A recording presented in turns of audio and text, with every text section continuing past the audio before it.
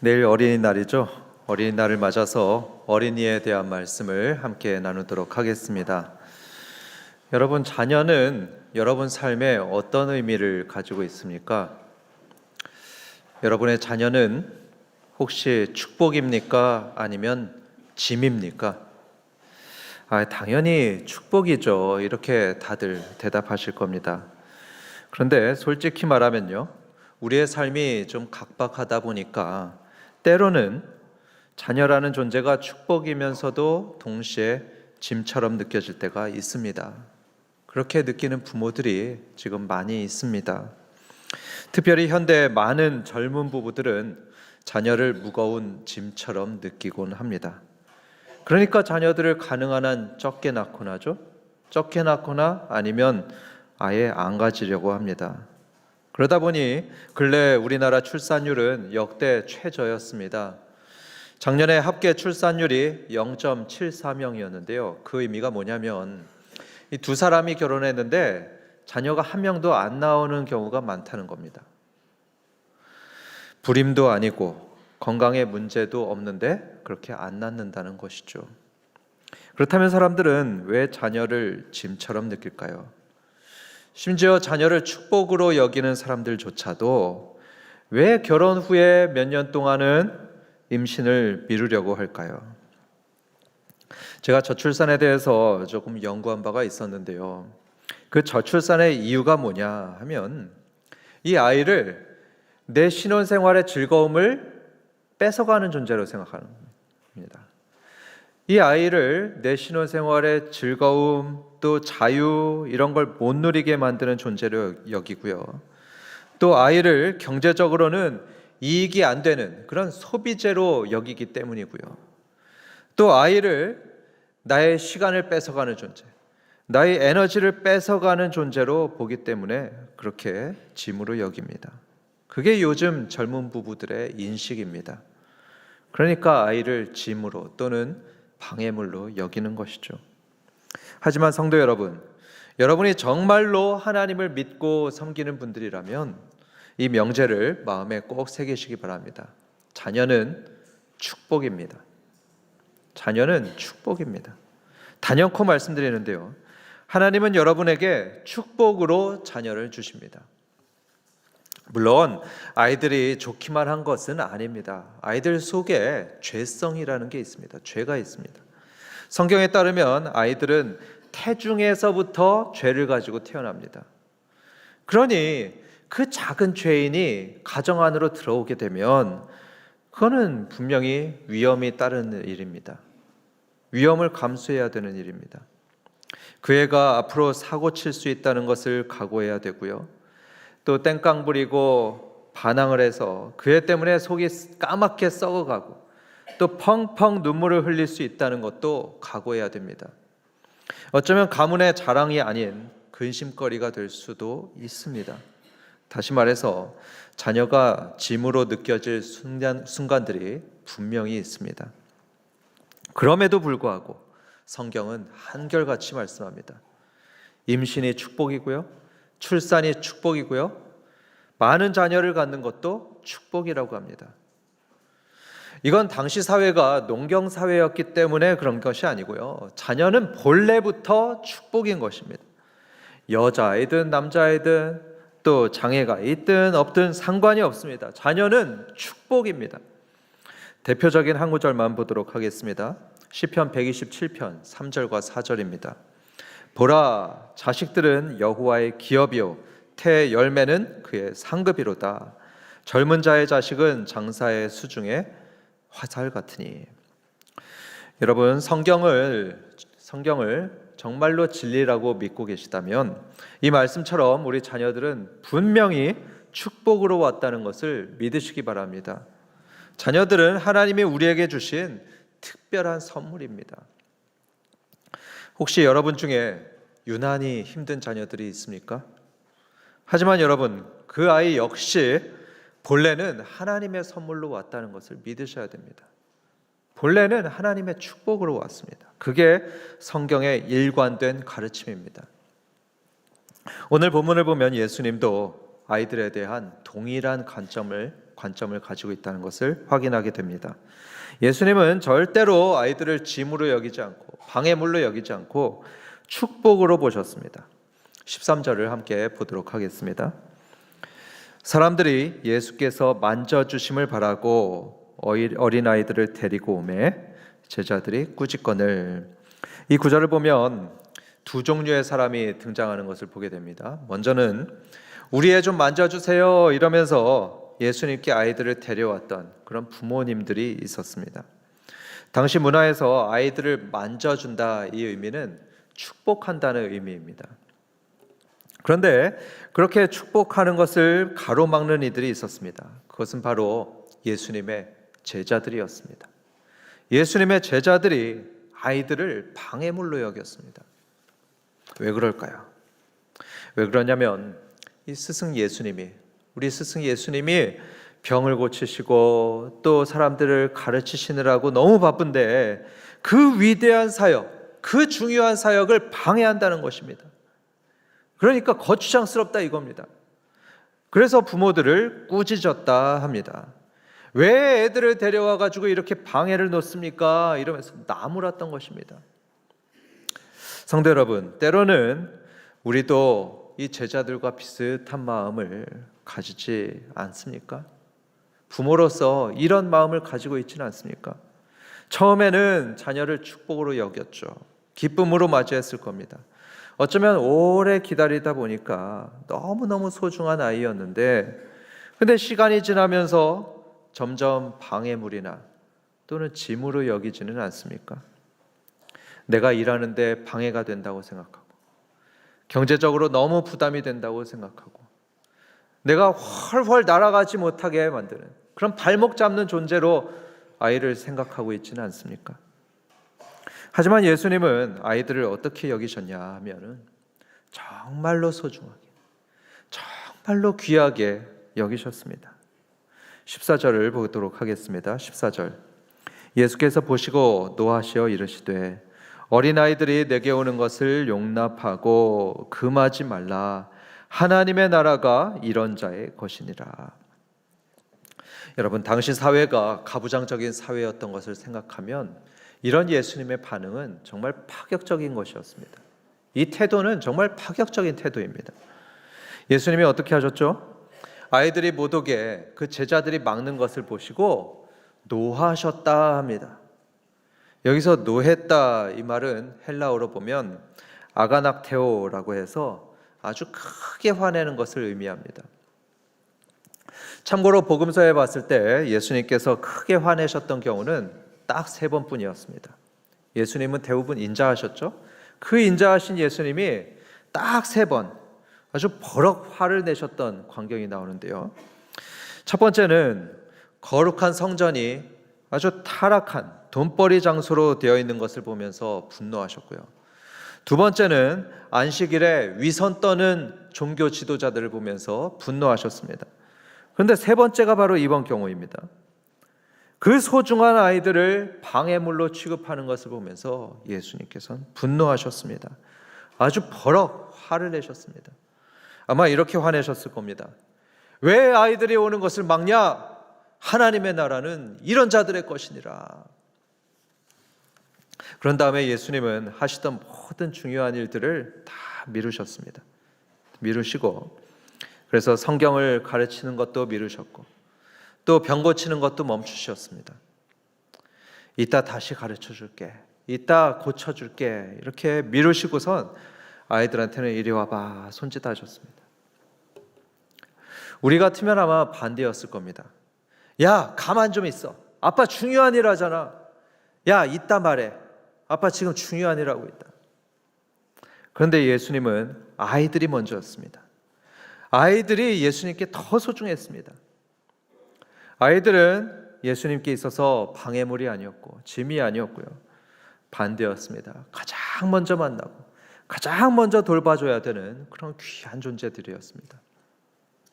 얼마나 귀한 존재였는지 예수님은 이런 선언까지 하셨죠. 하나님의 나라가 이런 자들의 것이니라. 여러분 한번 생각해 보겠습니다. 백악관은 누구의 것입니까? 현재는 도널드 트럼프, 그렇죠? 미국 대통령의 것이죠. 그러면 삼성은 누구 것입니까? 이재용 회장님 것입니까? 그런데 하나님의 나라는 누구의 것이냐? 예수님의 말씀에 의하면 어린아이들, 또 어린아이 같은 사람들의 것입니다. 그만큼 예수님은 아이들을 귀하게 여기셨습니다.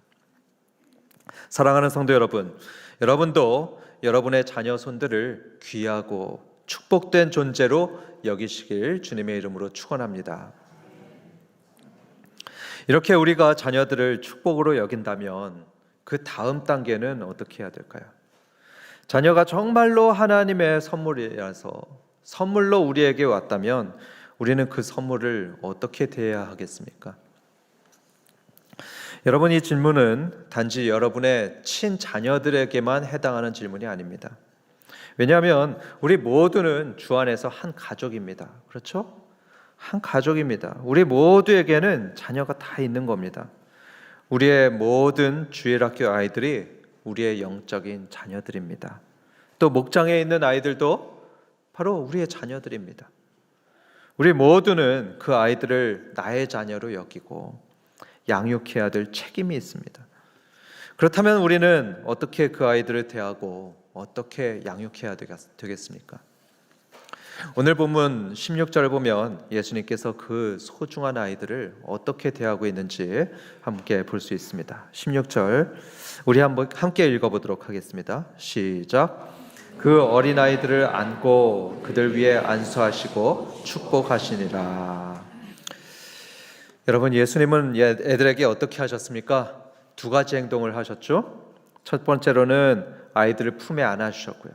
또 두 번째로는 그들 위에 손을 얹고 축복의 말씀을 해주셨습니다. 다시 말해서 안아주고 축복하는 것, 이 두 가지가 예수님이 아이들을 만났을 때 하셨던 중요한 것들입니다. 그 두 가지야말로 아이들에게 가장 필요하고 가장 유익한 것이었던 것이죠. 가정사역을 오래 하셨던 송기런 목사님께서 이런 실화를 나누셨습니다. 조장로님이라는 그 고위직 공무원을 하셨고 또 장학회도 설립하신 아주 훌륭한 분이 계셨는데요. 그런데 이분은 자기 아들한테는 그렇게 잘 못했던 모양입니다. 삼수하는 아들한테 상처 주는 말을 많이 하셨던 모양입니다. 하루는 이 장로님이 우연히 아들의 메모장을 보게 되었는데요. 그 메모장에는 이런 글이 쓰여 있었습니다. 아버지를 죽이고 싶다. 장로님은 큰 충격을 받았습니다. 마음의 섬뜩함을 느꼈습니다. 아들이 얼마나 깊은 상처를 받았으면 이런 말을 적어놨을까, 그렇게 생각했습니다.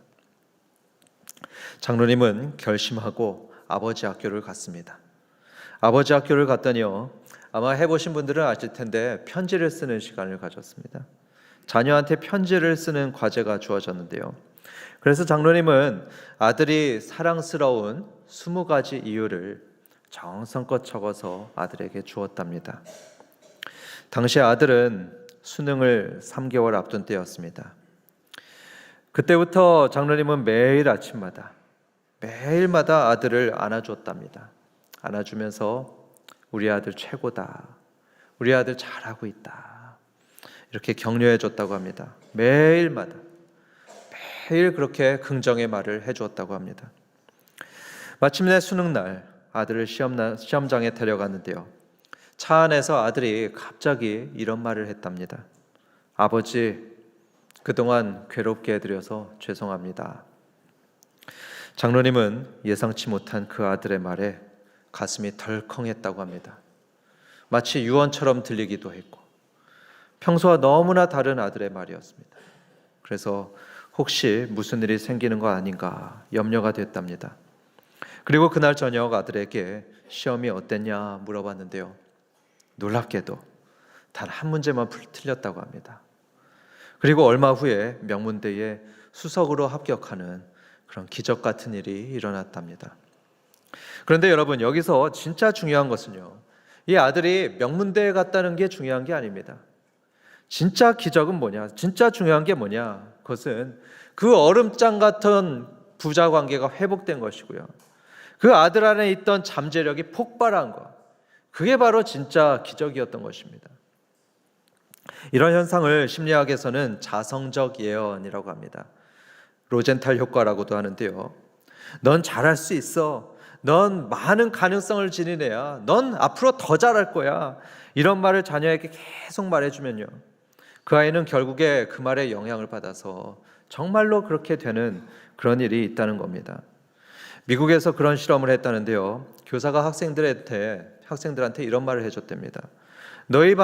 이 반은 특별히 지능이 높은 아이들이 모인 반이야. 그렇게 구성된 반이야. 이렇게 말하니까요, 놀랍게도 그 이후에 그 반 학생들의 성적이 다른 반보다 현저히 향상되는 것을 보게 되었답니다. 부모들은 크게 두 가지 유형으로 나눌 수 있습니다. 너는 할 수 있어. 너는 내 아들이라서 너무 기뻐. 너가 내 딸이라서 너무 기뻐. 이렇게 아이를 키워주는 그런 언어를 쓰는 부모가 있는가 하면, 너가 하는 게 그렇지 뭐. 넌 그래가지고 그 성적에 잠이 오냐? 이렇게 죽이는 언어를 쓰는 부모들도 있습니다. 여러분은 어떤 부모가 되고 싶으십니까? 그리고 또 지금 어떤 부모이십니까? 당연한 말이겠지만 자녀에게 칭찬과 격려의 말, 또 자존감을 높여주는 말을 지속적으로 하는 부모가 되어야 합니다.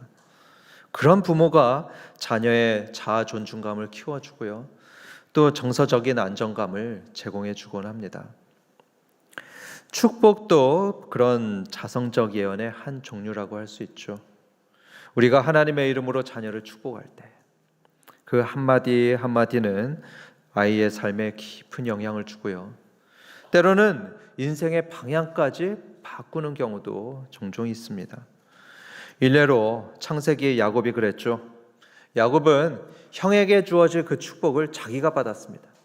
그 축복을 사모해서 자기가 받았죠. 그래서 그 인생이 바뀌게 되었습니다. 전능하신 하나님이 자신의 하나님이 되었습니다. 야곱의 하나님이 되었습니다. 그리고 하나님이 친히 보살피시는 그런 복된 인생을 살게 되었습니다. 그 축복을 받아서 그렇게 된 거죠. 그렇게 축복의 언어가 축복의 인생을 만들어내는 사례들이 성경 곳곳에 나오고 있습니다. 그래서 오늘 본문에 나오는 부모들도 예수님께 자기 자녀들을 데려왔죠. 데려와서 축복해 주세요 부탁했습니다. 축복의 언어를 아이에게 허락해 주세요 부탁했습니다. 그러니까 예수님 역시 흔쾌히 그 아이들을 안아주시고 축복해 주셨습니다. 성도 여러분, 여러분도 자녀들을 자주 안아주시고요, 자주 축복해 주시기 바랍니다. 부정적인 말, 또 지적하는 말보다 살려주는 축복의 말을 하는 것입니다. 예수님께서는 저와 여러분에게 자신의 축복권을 위임해 주셨습니다. 그러니까 우리는 예수님을 대신해서 우리 자녀들을 마음껏 축복해 줘야 되는 것입니다. 혹시 여러분은 어떻게 축복해야 될지 모르시겠다면 축복하기 좋은 그런 성경 구절이 있습니다. 민수기 6장 24절부터 26절 말씀인데요, 하나님께서 우리에게 주신 좋은 축복 기도문입니다. 우리 함께 민수기 6장 22절부터 보도록 하겠습니다. 여호와께서 모세에게 말씀하여 이르시되 아론과 그의 아들들에게 말하여 이르기를 너희는 이스라엘 자손을 위하여 이렇게 축복하여 이르되 여호와는 내게 복을 주시고 너를 지키시기를 원하며 여호와는 그의 얼굴을 내게 비추사 은혜 베푸시기를 원하며 여호와는 그 얼굴을 내게로 향하여 드사 평강 주시기를 원하노라 할지니라 하라. 그들은 이같이 내 이름으로 이스라엘 자손에게 축복할지니 내가 그들에게 복을 주리라. 여러분, 이 축복의 말씀 얼마나 좋습니까? 이 말씀으로 축복하는 겁니다. 여호와는 내게 복을 주시고 너를 지키시기를 원하며 여호와는 그의 얼굴을 내게 비추사 은혜 베푸시기를 원하며 여호와는 그 얼굴을 내게로 향하여 드사 평강 주시기를 원하노라. 여러분, 매일 아침마다 자녀를 꼭 안아주시면서 이 말씀으로 축복해 주는 거죠. 축복해 주면서 학교로 보내는 것입니다. 1분이면 충분합니다. 오래 안 걸립니다. 이외에도 데살로니가전서 5장 23절 그리고 시편 121편으로 축복해 주는 것도 좋습니다. 저도 그렇게 축복해 주려고 합니다. 지금까지 매일 기도는 하고 있었는데 축복은 잘 안 해주는 것 같더라고요. 여러분들도 앞으로 매일 그렇게 축복해 주시는 부모님 되시기를 축원합니다. 지금까지 우리는 자녀를 축복으로 여기고 그들에게 축복의 말을 해줘야 된다는 말씀을 들었습니다. 이제 끝으로 중요한 또 한 가지 진리를 말씀드리도록 하겠습니다. 그게 뭐냐면 우리 자신도 하나님 앞에서는 어린아이라는 그런 사실입니다. 여러분 나이가 지금 80, 90을 살았더라도 영원하신 하나님에 비하면 모두 어린아이입니다. 맞습니까? 그렇습니다. 영원하신 하나님에 비하면 우리 모두는 어린이에 불과합니다. 우리를 창조하시고 지금도 돌보시는 하나님, 또 우리 영의 아버지이신 그분 앞에선 우리 모두가 어린이라는 사실을 인정하시기 바랍니다. 관련해서 제가 미국에 있을 때 다소 신선한 충격을 받았던 일화를 하나 나누도록 하겠습니다. 저는 미국의 현지인 교회를 출석했었는데요. 그 교회 목사님은 머리가 하얗게 센 그런 70대 할아버지 목사님이셨습니다. 그런데 그분이 설교할 때마다 교인들을 뭐라고 불렀냐 하면요, Oh, children of God, children 이렇게 부르셨습니다. 우리말로 하면은 하나님의 백성 여러분, 하나님의 자녀 여러분, 어린이 여러분 이렇게 부르셨던 겁니다. 저는 주일학교를 졸업한 이후에 30대 가장이던 그때까지 누구로부터 어린이라는 말을 들어본 적이 없었습니다. 그렇죠? 저한테 누가 어린이라고 불렀겠습니까? 그런데 그 목사님이요, 저를 포함해서 거기 있던 40, 50대 교인들한테 뭐라고 불렀냐 하면 children, 어린이 여러분 이렇게 불렀던 겁니다. 그런데 저는 그 호칭이요 너무나 따뜻하게 들렸습니다. 그리고 새삼스럽게 깨달았습니다. 아, 나는 하나님의 자녀 맞구나. 하나님 앞에서 나는 사랑받는 어린 아이구나. 새삼스럽게 깨달았습니다. 그런데 성경의 요한서신에도 보면요 같은 내용이 나옵니다. 사도 요한이 어느 교회 성도들에게 편지를 했는데요, 그 호칭이 뭐였냐 하면 자녀들아, 아이들아 이것이었습니다. 한번 확인해 보겠습니다. 요한일서 2장 1절에 보면 나의 자녀들아 하고 있죠. 2장 14절에 아이들아 내가 너희에게 쓴 것은 너희가 아버지를 알았으며, 2장 18절 아이들아 지금은 마지막 때라. 여러분 이것은요 요한이 자기 친자녀들에게 한 말씀이 아닙니다. 친자녀들에게 쓴 그게 아니고요, 성인이었던 교인들에게 말하였던 내용입니다. 그런데 왜 그들에게 요한은 아이들아 또 자녀들아 이렇게 말을 했을까요?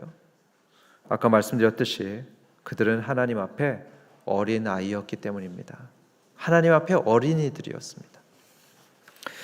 저도 이 시간 그렇게 불러보겠습니다. 한박교회 어린이 여러분, 하나님의 자녀 여러분, 그렇습니다. 저와 여러분도 하나님의 축복의 자녀들입니다.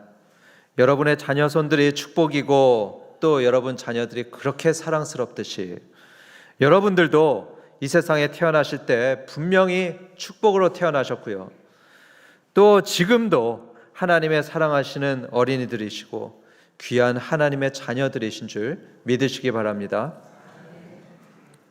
따라서 여러분과 저 모두는 하나님의 어린이로서 축복을 받으셔야 됩니다. 누구나 축복의 말씀을 듣고 그분의 은혜를 받고 또 돌보심을 받아야 됩니다.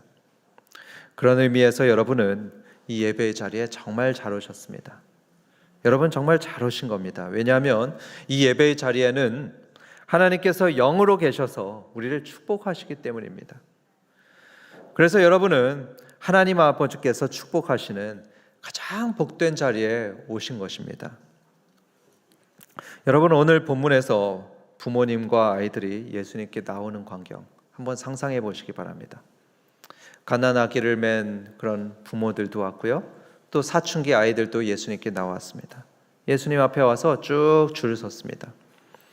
예수님은 그들에게 이리 와 이렇게 손짓하면서 한 명 한 명 안아주시고 또 축복해 주셨습니다. 지금 이곳에 영으로 계시는 하나님 아버지도 우리를 그렇게 맞이하실 줄 믿습니다. 만약에 우리의 영안이 쫙 열리게 되면요, 그게 보일 겁니다.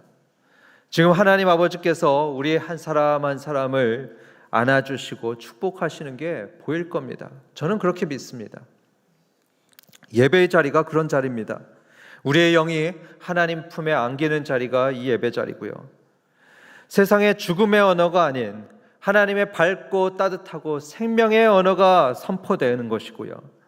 그걸 들으면서 우리의 영이 회복되는 곳, 살아나는 곳, 그게 바로 이 예배의 자리입니다.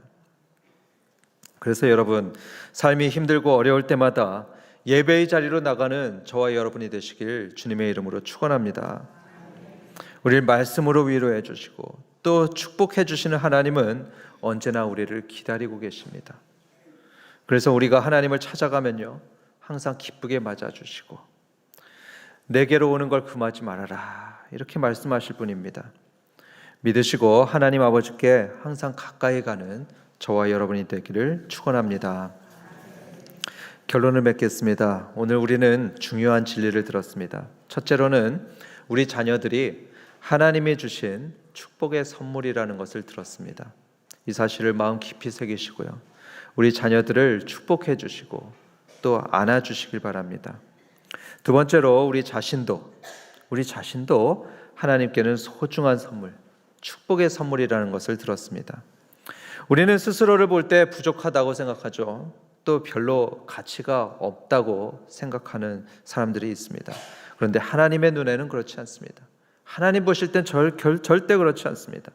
우리는 하나님께서 독생자를 내어주실 만큼 너무나 사랑하시는 축복의 자녀들입니다. 그래서 우리가 이렇게 예배의 자리로 나올 때마다 우리 하나님 아버지께서는 우리를 기쁨으로 맞이해 주시고 또 축복해 주신다는 것을 마음 깊이 새기시기 바랍니다.